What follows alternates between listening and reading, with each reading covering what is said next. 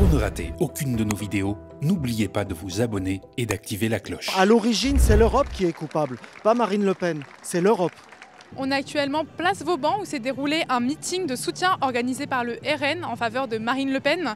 Pour rappel, ce meeting intervient 6 jours après la condamnation de la chef de file du Rassemblement national pour détournement de fonds publics.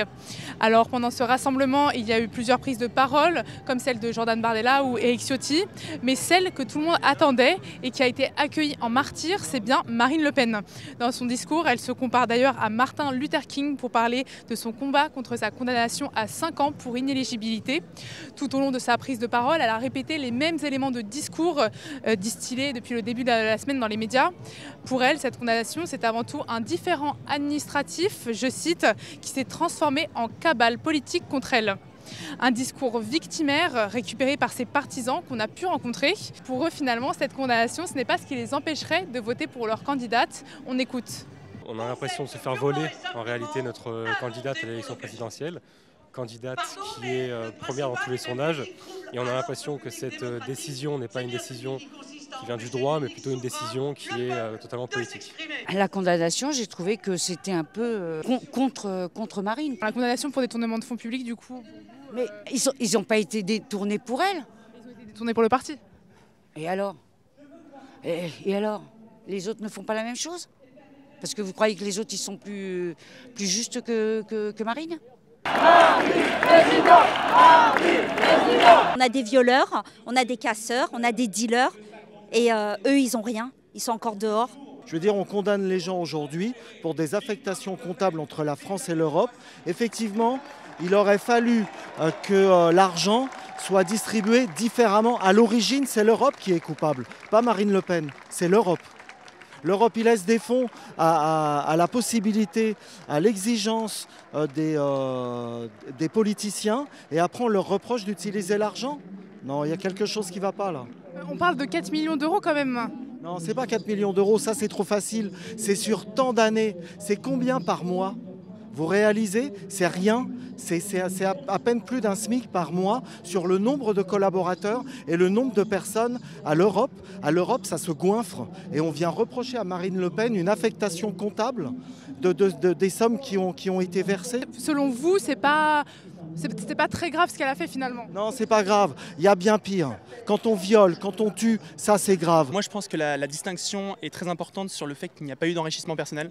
Et ça je trouve ça très important de le souligner parce que les juridictions du Parlement européen sur justement les assistants parlementaires locaux et ceux qui doivent rester à Strasbourg sont des juridictions relativement floues, et le fait que le parti, et du moins Marine Le Pen, ne se soit pas enrichi personnellement, je trouve que c'est un gage de bonne conduite pour le coup, par rapport à des propos qu'elle aurait pu tenir sur l'enrichissement personnel notamment. Et c'est ces juridictions justement qui datent de 2004 à 2016 je crois. Pourquoi le ressortir en 2025? Je pense que le Parlement était au courant déjà depuis 2016, alors pourquoi le sortir depuis 2025? Je trouve ça un peu gros pour le coup.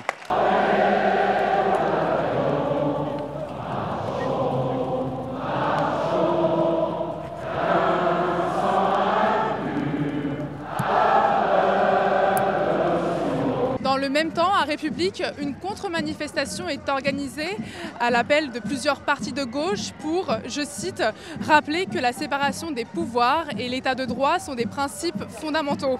Ce rassemblement a été initié par les écologistes, la France Insoumise et le parti fondé par Benoît Hamon, Génération. Quelques organisations de la société civile ont également rejoint l'appel. Bien que ravis de cette condamnation, les manifestants que nous avons interviewés nous ont confié leur inquiétude vis-à-vis de la remise en question des institutions par le RN et ses alliés.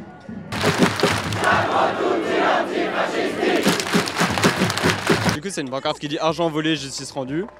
Elle a fauté, elle a été condamnée. La justice a marché normalement, donc c'est bon. Et je sais parce qu'elle a passé des années à dire si on a volé de l'argent, on est condamné, inéligibilité à vie. Et du coup, c'est ce qu'elle proclame depuis le début, qui devrait lui être appliqué aussi si on suit sa logique. Et là, d'un coup, elle fait des magouilles pour dire non, il faudrait pas et tout. La justice est partielle. Moi, j'ai trouvé ça assez ouf que déjà, elle ait une tribune le jour même de sa condamnation, qu'elle aille sur TF1 et qu'elle puisse dire ce qu'elle veut le jour de sa condamnation. C'est incroyable quand même. Ça arriverait pas à n'importe qui d'autre qui pourrait être condamné comme ça. Et aussi, surtout, c'était l'idée selon laquelle Elle est condamnée pour pas pouvoir se faire élire alors qu'elle est condamnée parce qu'elle a détourné de l'argent, elle a une peine de 4 ans de prison où personne ne parle de ça, elle doit rembourser, personne ne parle de ça, c'est juste le fait qu'elle ne puisse pas être élue qui rend tout le monde ouf, en tout cas dans la droite, l'extrême droite.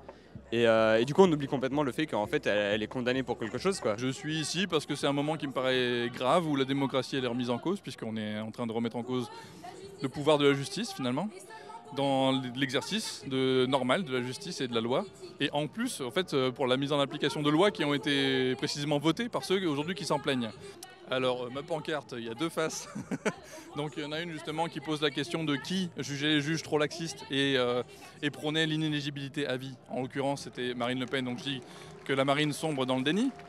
Et puis de l'autre côté, j'ai une autre face où je parle de RN écrit N avec la N, en fait le mot N égale arnaque, en mettant bien le R et le N juste à poser de arnaque en clair, pour que les gens aussi se rendent compte que finalement ce parti qui veut se présenter comme un parti social, etc., qui va les aider, il n'est là que finalement que pour voler. C'est pas les immigrés, c'est les fachos qui sont virés. Et c'est pas les immigrés, c'est pas les sans-papiers, c'est les fachos.